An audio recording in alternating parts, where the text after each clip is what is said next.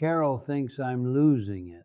She didn't say that exactly, but I could hear it in the way she asked the question. She called yesterday morning. She calls every morning, has done since June passed, and after the usual stuff, after asking had I eaten and was the heat on, she said real casual, "Daddy, when's the last time you went somewhere?" I thought about it. I said, "Define somewhere." She made a sound, not a word, just that sound daughters make when they've decided you're the problem and they're still figuring out how to say it politely. I told her I was fine. She said she knew I was fine. Neither one of us was entirely convinced. I'm 94 years old. My name's Earl. I drove mail for 41 years. 3 counties, mostly gravel, some blacktop on the north end near the highway. And right now I'm sitting in a chair by the window watching a fox work the fence line at the south end of my yard, and I cannot think of a single place I'd rather be. That probably sounds like something a man says when he's given up. It isn't. But I understand why it sounds that way. I used to think the same thing about old men who sat too long in one place. I used to think there was something sad about it, something that needed fixing. I don't think that anymore. The route I drove, I could still drive it in my sleep.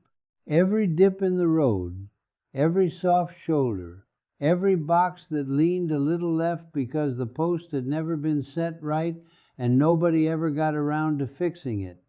41 years of the same roads. People always said, "Didn't that get boring?" No, it never got boring. Here's what happens when you drive the same road long enough. You stop seeing the road. You start seeing everything that changes on it. The year the Tillman place finally put in new fencing after the old stuff had been falling down for a decade. The spring, the creek took out the culvert on Route 9, and we rerouted for 6 weeks and came back to find the road had shifted 2 feet to the left, like it had just decided to go somewhere else. The way a field looks different at the same time of year depending on how wet the winter was. Same field, same month, different field.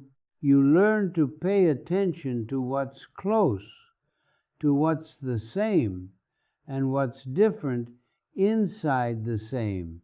Took me 41 years to learn that. And then I retired, and for a while I forgot it. And then I got old enough that I couldn't forget it anymore. I'm still doing it, just not moving. There's a thing that happens to the body when you get to where I am. People talk about it like it's only loss. The knee that doesn't forgive stairs anymore. The shoulder that wakes you up at 3 in the morning for no reason. The way cold gets into you differently now, deeper, like it's looking for something. All of that is true. I won't argue it. But there's something else that happens too, something nobody talks about.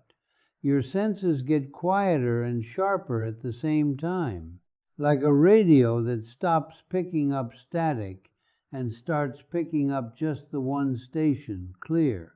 I notice things now I never noticed at 40 or 50 or 60.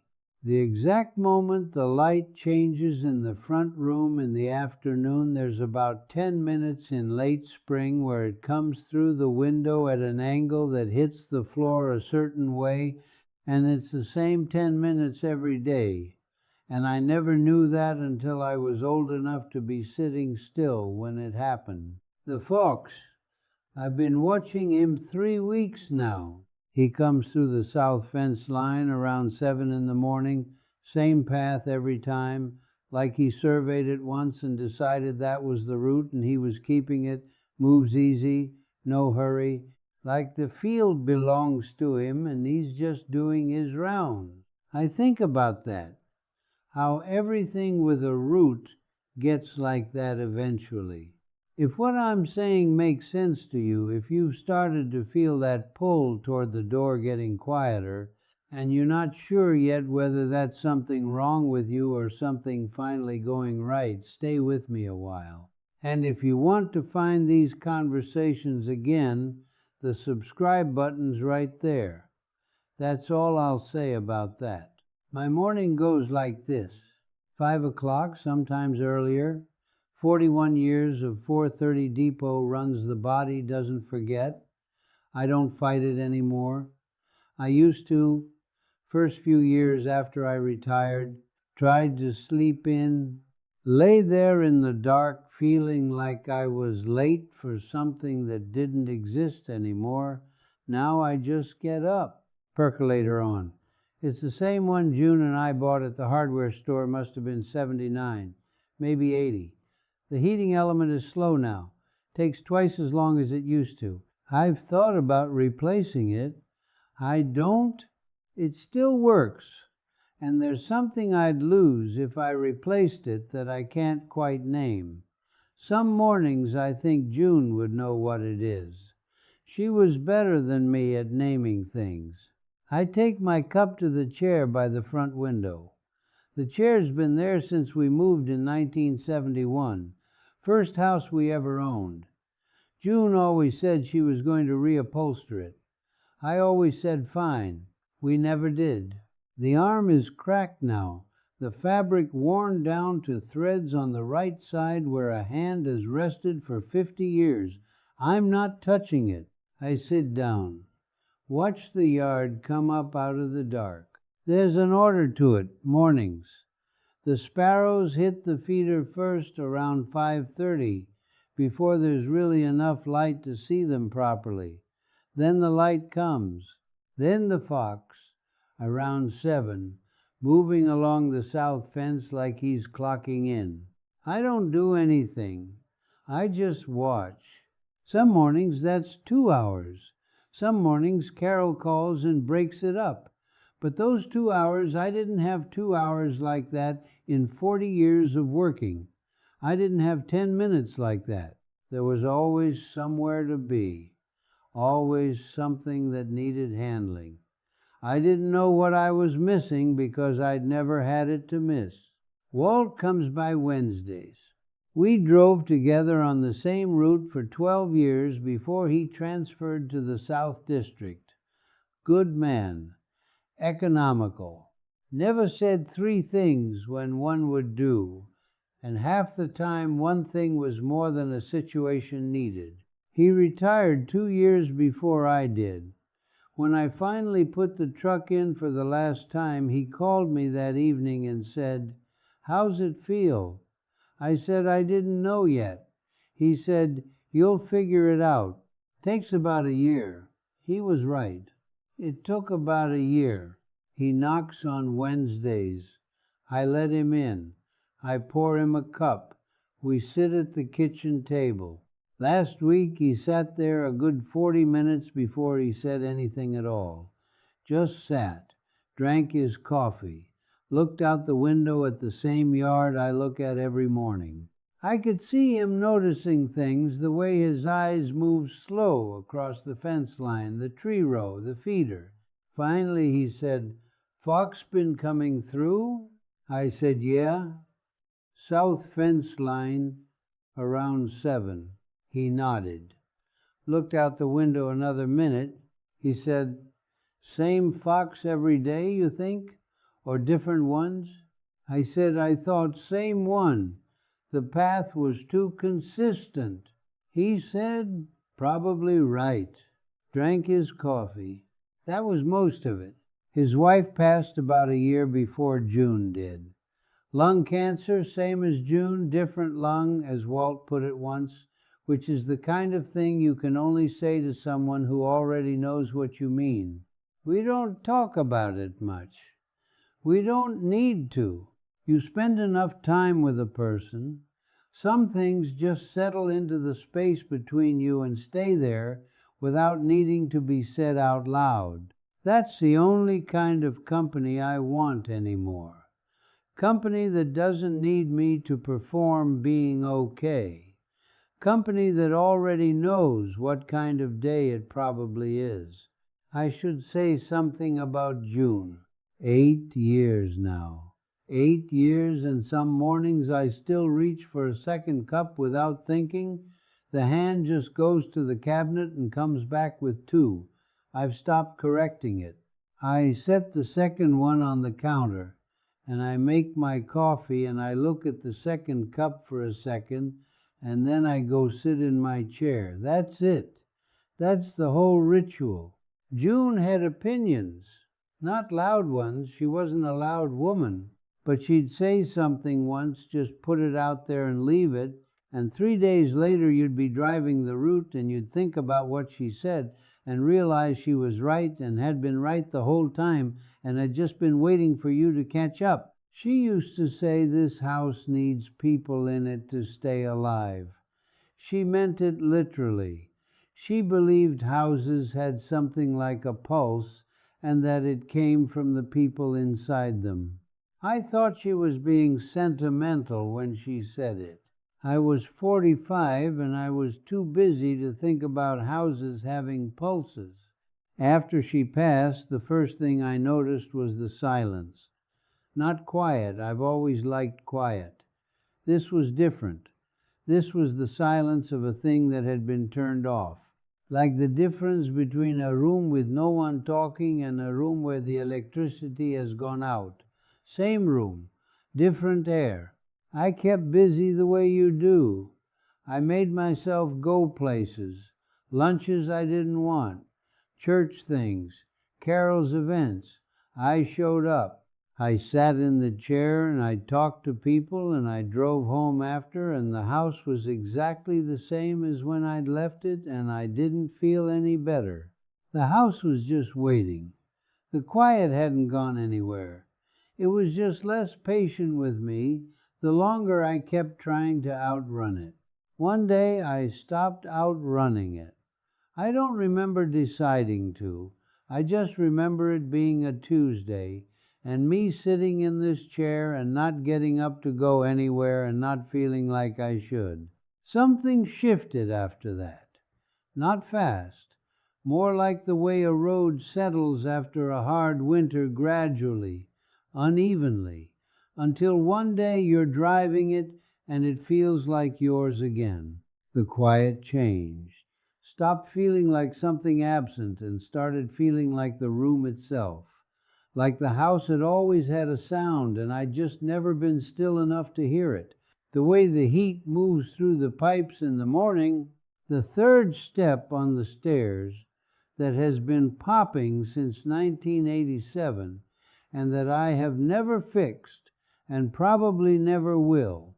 The particular sound of wind coming from the north versus wind coming from the west. The north wind catches the chimney different, makes a low sound that used to wake me up and now just tells me what kind of morning to expect. I know how that sounds. Like a man who has run out of bigger things to pay attention to? Maybe. Or maybe this is what's left when you stop filling every hour with noise to prove you're still living. Maybe this is what living is, once you've done the other parts. June would say she told me so. Carol came by on a Saturday a few weeks back, unannounced, which is her way of checking on me without framing it as checking on me. I was on the back porch, just sitting, watching a pair of swallows working the eaves of the barn. They've nested up there 2 years running now. Same birds with their children. I can't tell which. Carol came out and stood there a minute, looking at the yard, looking at me. She sat down. She said, "What are you doing?" I said, "Watching." She said, "Watching what?" I said, "Everything." She looked at the barn, looked at me again. She said, "Daddy, don't you get lonely out here?" I thought about that. I wanted to answer it right. I said, "There's a difference between lonely and still. Lonely is an empty room you want someone else to come fill. Still is a room that's already full. You're just finally quiet enough to feel what's in it." She looked at me for a long moment. That look she has Same look her mother had, where you can see her deciding something. She said, okay. Just that. Okay. I think that was the first time she stopped worrying, or started worrying differently. I'm not sure which. If what I just said sounds like something you've been carrying around without a name for it, go down in the comments. Tell me what your quiet looks like. Tell me about your chair, your window, what you watch in the morning before the day gets going. I'd like to know. Let me tell you about last Tuesday. It was an ordinary day. I think ordinary days are what people don't talk about enough. Up at 5. Percolator on. Cup to the chair. Watch the yard come up out of the dark. Sparrows at 5:30. Fox at 7. South fence line. Same path, moving easy. Around 8, I walked out to check the south fence. There's a post I've been watching since March. Thought the frost might have gotten under it. It had shifted. Not bad, but it'll need attention when the ground dries out proper. Made a mental note. Came back in. Made eggs. Ate at the table. Washed the pan. Read for a while after that. I've had a book about the Pacific Ocean on the nightstand for 2 months. Not the war, just the ocean. The geography of it. How deep it goes in certain places. How the water moves between the islands. There's a section about mail delivery to the outer islands in the early part of the last century, some of those places. The mail boat came once a month. Once a month. The people on those islands standing on the dock, watching the water, waiting. I thought about that a long time. A route that runs once a month. What that does to the people on both ends of it. Walt didn't come that day. His hip was acting up. He called in the morning to say so. I didn't call anyone else. I didn't feel the need. Fox came back around 4. Same fence line, moving the same direction, the same unhurried way. I watched him until the tree rose swallowed him up. Washed my cup, sat back down. Watched the light change. People would say nothing happened that Tuesday. I'd say they've got the wrong measure. Here's what 41 years on the same road teaches you. The days that feel like nothing are almost always the days you were paying attention to the right things. The days that feel like a lot, the big days, the busy days, the days you could account for every hour, those are usually the days you were moving fast enough that you couldn't tell the difference between living and just getting through it. I got through a lot of things. I'm glad I did. I was needed, and I showed up, and I don't regret any of the years that cost me something. But I'm not getting through anything anymore.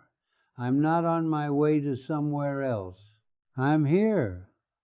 In the house, June said, needed people in it to stay alive. I think about that sometimes. What she meant, whether she was right. The fox comes every morning. The swallows came back to the barn. The third step pops when the temperature drops, the same as it has for nearly 40 years. I think she was right. If someone in your life is sitting in a quiet house right now and feeling like they should be somewhere else, send them this. That's all I'll ask. I went to bed that Tuesday around 9. Lay there listening to the house settle in the dark, the pipes moving, the third step popping once, the way it does when the temperature falls after sundown, the low sound the chimney makes when the wind comes from the north. I reached over to June's side of the bed without thinking, just the flat of my hand on the cold sheets. Held it there a second, then I pulled it back. Got up in the morning, put the percolator on, reached into the cabinet, came back with 2 cups, sat down in my chair, waited for the fox.